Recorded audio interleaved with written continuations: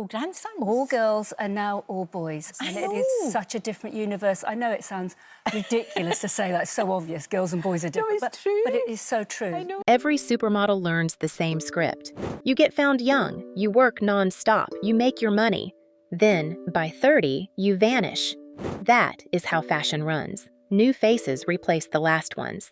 Yesterday's icon becomes today's afterthought. One woman declined that fate. While friends stepped away at 25, she kept working. While magazines chased teenagers, she booked covers in her 40s. While the business said women expire at 30, she walked runways at 50. Today, near 60, she is still modeling, still booking campaigns, still proving the rule was never a law. She lived through a high-profile marriage, raised 3 children, and endured a breakdown that almost took her career. Many peers from her generation slipped from view. Not her. She stayed. This is how Yasmin Le Bon became the supermodel who refused to fade. She didn't rely on stunts or disappearances. She simply kept showing up, season after season, letting time speak for her. That kind of steadiness is rare. In a world built on image, lasting takes more than beauty. It takes judgment, patience, and the courage to make the right calls.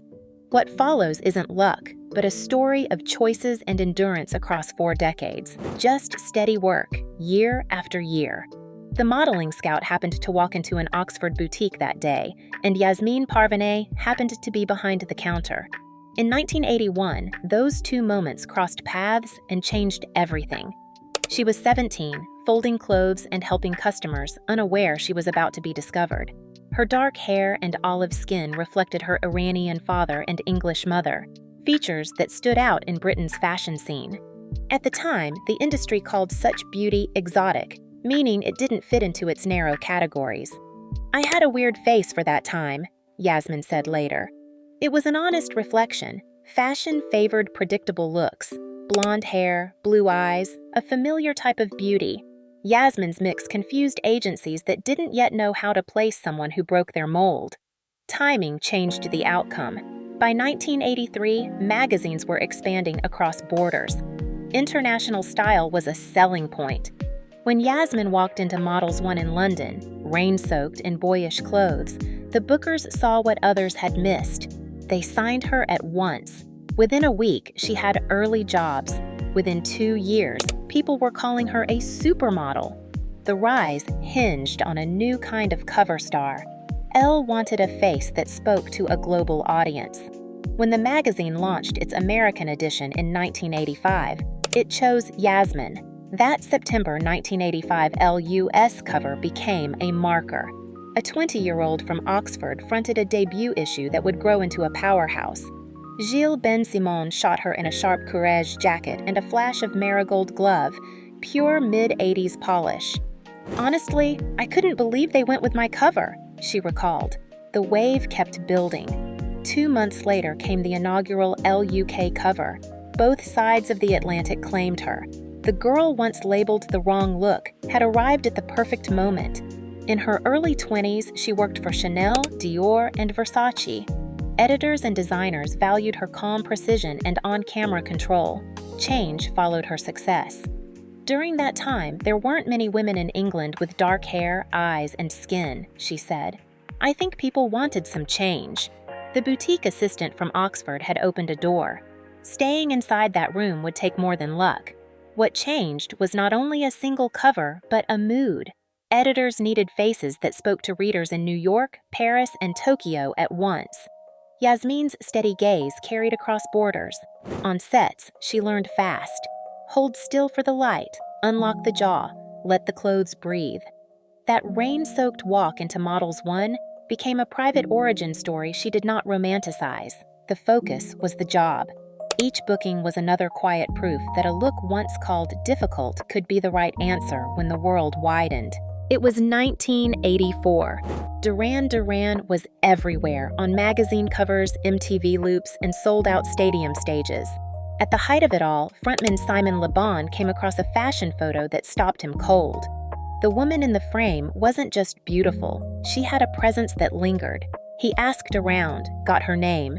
Yasmin Parvenay, and then, with all the confidence of a man who'd just topped the charts, picked up the phone and called her. 19-year-old Yasmin found the cold call presumptuous, unprofessional. Who did this rock star think he was? Friends convinced her to give him one date, a movie premiere. She went. The date led to something real beneath the glare. They married in December 1985. The plan was so simple that she bought a white Benetton jumper dress the day after Christmas, the only suitable option to hand. No couture, no circus, just vows. Many expected the career to end there. The usual story went like this. Rock star's wife steps back, the modeling slows, and the spotlight moves on. Yasmin returned to work at once. That choice shaped what came next. She rejected an either-or life and kept both paths. Gossip pages tracked the marriage while she shot Versace ads. As Duran Duran toured, she worked Chanel shows on her own schedule. The stance protected her standing. Fashion can be wary of women defined by a partner's fame. From the start, she kept her professional track as Yasmin Le Bon, traveled for her bookings, and gave her husband space for his. You can support someone, but you have to go off and have your own life, she said later, adding with a grin that without that rule, I would have murdered him. Decades later, they were still together. 2 careers, 1 marriage, no collapse. Holding both roles had a price she could not yet see. Work never paused. She packed a case, boarded flights alone, and kept her calendar clear of the circus. The dress she grabbed for the registry office said more than any press photo could have. Simple, fast, practical. It suited the rule the two of them made early. Keep the noise out. Keep the work in focus. She measured success by the next confirmed booking, the next show call, the next closed shoot day. The marriage drew attention. The work kept score. 1989 marked a turning point. Yasmin Le Bon was 25, on global runways and covers, and expecting her first child. In the industry's playbook, that was the end. Mothers in high fashion were assumed to vanish. She did not. She gave birth to Amber Le Bon and returned. 2 years later came Saffron, and in 1994, Tallulah. 3 daughters in 5 years, and the work kept coming. Each pregnancy was treated as a curtain call. Each time, she stepped back under the lights. One week, Milan, the next Paris. Fittings in London, shoots in heat or snow. Add short nights and school runs, and the math looked impossible. She made it function. By the early 90s, she had seniority. Designers knew she delivered. Photographers trusted her timing. She could set terms that newer faces could not. Simon's income helped with childcare and logistics. That cushion mattered, even as the pace stayed punishing. Fashion doesn't pause for family. 18-hour days happen. Flights flip time zones. Pain is hidden by a trained smile. And then the plane home brings you back to children who need you. A new wave was rising. Evangelista, Campbell, Crawford, Turlington. They were younger and free to say yes to everything. Yasmin was nursing between shows, the 80s star working through a 90s market. Retirement would have been easy. Many shifted to acting, business, or private life, and no one questioned it. She chose a different model. Work selective, stay consistent. Commercial jobs covered the home front. Editorials kept status with editors. Regional Vogue covers preserved visibility without being everywhere. She built a role that was rare at the time, a working mother at the top of fashion. It was the most incredible career for me, she said later. 3 births, and she stayed in the game. The strain, though, was building. In the next decade, the cost would surface. The routine felt like walking a tightrope. A car pulled up before sunrise, a flight took off by 8, fittings filled the afternoon, and shoots stretched late because the light was right. Then came a night flight home to make a school event the next morning. Bags stayed half-packed by the door. A crib stood beside a rack of designer clothes, and calendars covered the kitchen wall. Any quiet day could vanish with one phone call. Magic had nothing to do with it. It took planning, support, and relentless effort to keep both worlds moving, even when sleep was scarce. From the outside, the picture gleamed. 3 daughters, a famous husband, contracts into her 40s.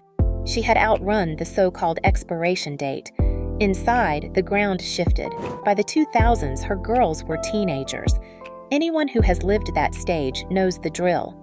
constant tests, emotional surges, shifting lines.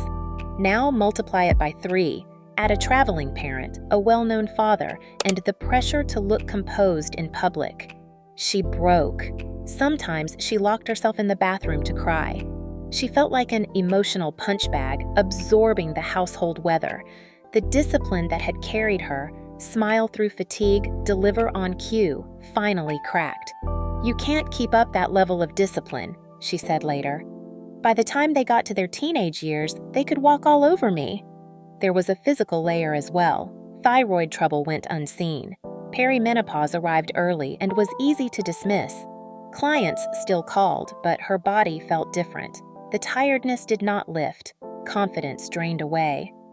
"I had lost belief in myself," she said. "This is the chapter fashion rarely shows. What happens when a model works past 40 and tries to meet old standards with a changing body?"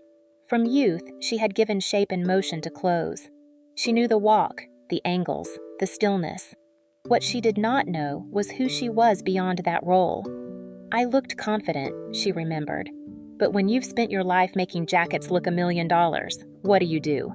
The question stayed with her. On paper, she had everything. In private, she was fading. Something had to shift. She needed a new center. She learned that recovery would be slow. The first step was to say it out loud. Next came checks for the thyroid and a frank talk about hormones. Sleep, food, and movement became tools, not afterthoughts. A smaller circle of friends and family kept her honest. She cut travel where she could and built buffers into the calendar. None of it made the work easy, but it made it possible. The aim was not to be 25 again. The aim was to build a steadier version of herself and keep going. In 2009, a new proposal arrived. Retail figure Philip Green asked Yasmin Le Bon to design a line for Wallace, one of his high street brands. She had worn other people's ideas for decades. Creating her own was different. The thought scared her. At 45, deep in doubt, the easy path was to say no and keep to familiar work. She said yes. The Wallace project became a kind of therapy. For once, she was not only the image in a frame, she was the author. The pieces were modern and grown up, with no apology for age. "I find this frightening and difficult," she confessed at the launch, her honesty cutting through the industry's polished facade. The line did its job. More than the sales, it gave back purpose. She had value beyond a face or a pose. She kept going. Accessories for Mungo and Maud, and a capsule for Windsor London in 2016. Each new step rebuilt some confidence. She was no longer tied to past covers or to a clock that others set. She had turned decades of practice into a creative resource. Design changed how she saw the body. Age read as movement, not decline. Her own shape was shifting. So were her ideas about fit and comfort. She could make clothes for real life, not fantasy alone. Care shifted too. She trained in Wing Chun for strength. "If I'd been allowed in my 20s, I would be fighting for a living," she joked. Bioidentical hormones helped with symptoms. She paired care with work and kept going. By 2011, the reset had taken hold. The woman who once cried in secret had built a steadier self. Still a model, but also a designer and a survivor. That year, she joined a supermodel ensemble in Duran Duran's Girl Panic. Yasmin, Naomi Campbell, Cindy Crawford, Helena Christensen, and Eva Herzegovina playing the band. Playful, self-aware, a little outrageous. 5 women who ruled fashion, proving they still knew how to hold a room. Studio days were slower than a shoot.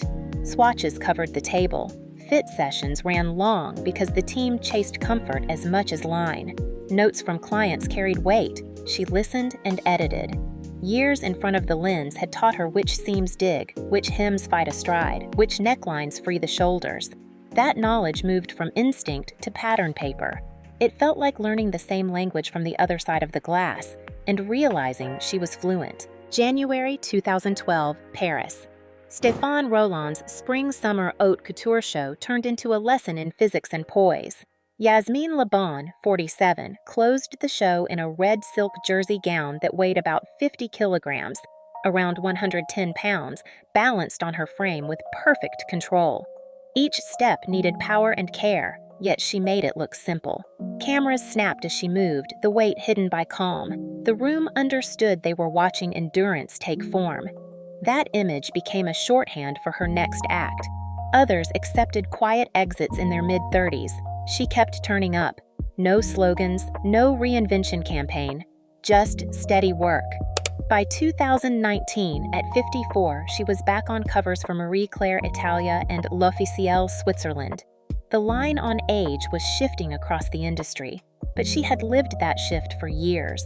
When older women were welcomed again, she was already there.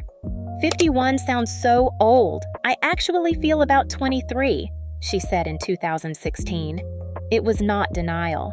It was refusal to accept a clock that someone else set for her life. A simple approach guided her. Do not cut your hair because a rule says so. Wear what gives strength. Ignore the label age appropriate.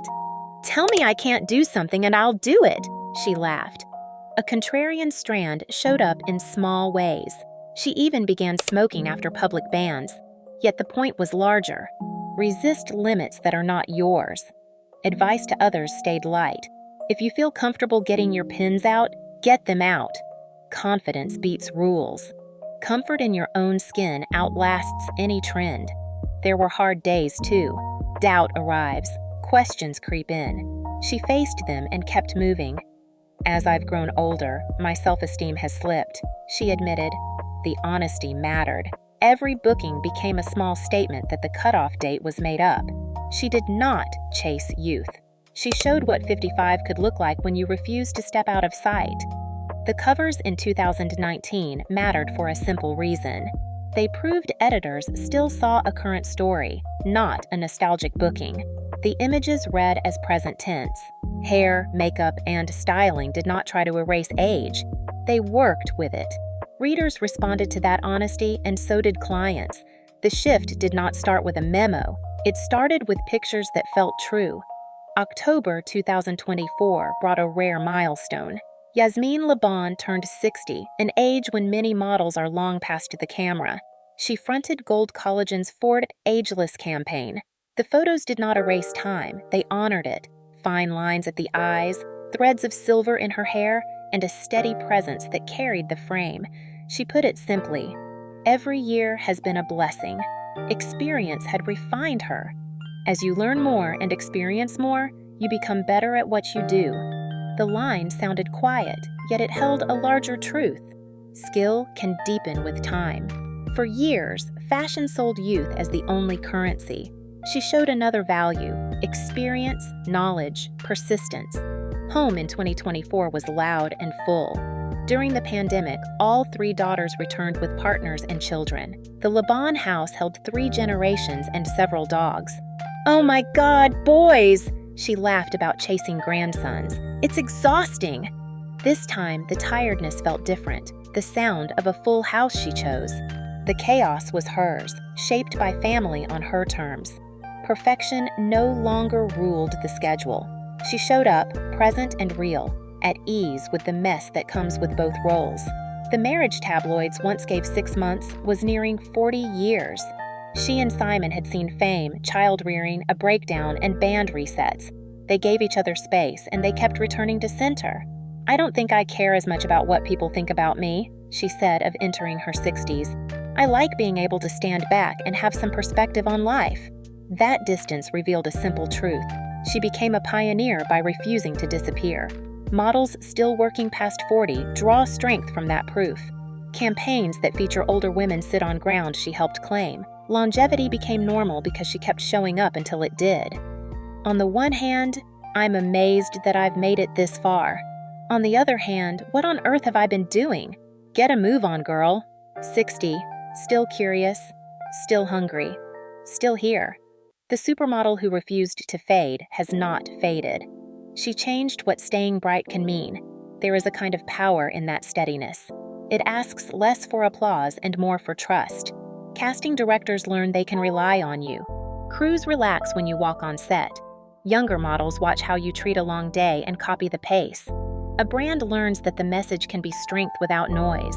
Over years, that adds up to something larger than a headline. It becomes a reputation that survives cycles, even as faces change and trends reset.